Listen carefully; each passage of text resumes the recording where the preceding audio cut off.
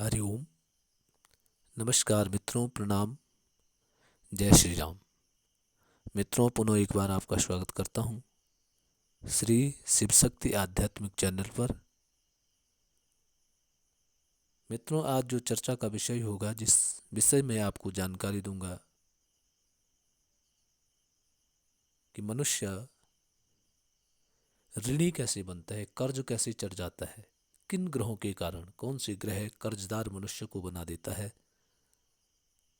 धन का अभाव सदैव किसका बना रहता है, उस बारे में चर्चा करूंगा। वीडियो प्रारंभ करने से पहले आपसे पुनः निवेदन करूंगा, यदि आपने अभी तक चैनल को सब्सक्राइब नहीं किया है तो कृपया चैनल को सब्सक्राइब करें, स्वयं करें, अन्य लोगों से भी कराएं और वीडियो को पूरा देखें। यदि आपको पसंद आती है तो शेयर करना न भूलें, लाइक कमेंट अवश्य करें। तो मित्रों, चलो चर्चा करते हैं कि दरिद्र योग, कर्जदार कैसे मनुष्य बन जाता है, किन ग्रहों के कारण बन जाता है और किन व्यक्तियों को कर्ज नहीं लेना चाहिए, कर्ज लेकर के कोई कार्य नहीं करना चाहिए, उनके लिए उनके बारे में बताते हैं। तो मित्रों, सबसे पहले जन्म कुंडली खोलेंगे। जन्म कुंडली खोल करके एकादश भाव, जहाँ पे मैंने गोलाकार कर रखा है 11 लिखा है, वो एकादश भाव होता है और उसको ज्योतिष की भाषा में लाभेश भी कहते हैं, लाभ भाव कहते हैं। तो लाभेश इस भाव का जो स्वामी है, इस भाव में सबसे पहले कौन सा अंक लिखा है, जो अंक लिखा होगा वह आपका लाभ भाव का स्वामी होगा। यदि वहाँ पे 11 अंक आपका लिखा है तो लाभेश आपका शनि हो गया, 1 लिखा है तो मंगल हो गया। इसी प्रकार के जो भी राशि वहाँ पे लिखी है उस राशि का स्वामी लाभेश आपका माना जाएगा। अब देखेंगे ये लाभेश कहाँ बैठा हुआ है। मित्रों, यदि अब आपका यही लाभेश 11वें भाव का स्वामी 6वें भाव में बैठा है या 11वें भाव का स्वामी 8वें भाव में बैठ रखा है या 11वें भाव का स्वामी आपका 12वें भाव में बैठ रखा है, तो ऐसे जो व्यक्ति होते हैं, ऐसे व्यक्तियों को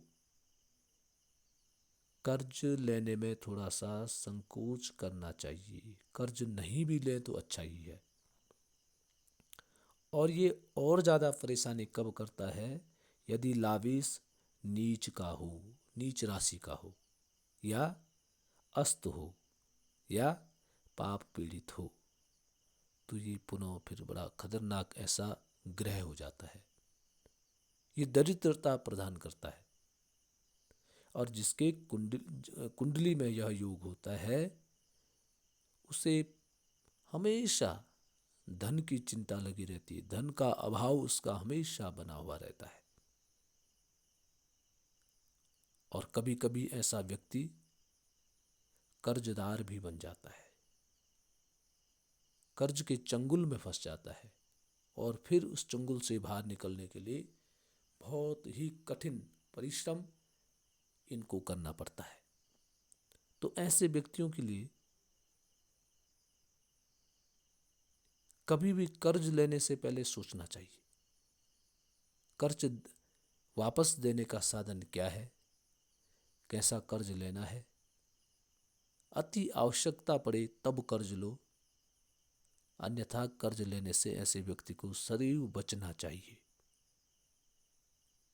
और पीड़ित लाभेश का उपचार करना चाहिए, उपाय करना चाहिए। कौन सा ग्रह आपका लाभेश है, पाप से पीड़ित है, उसका पूजन, उसका जप, उसके निमित्त दान करना आवश्यक है।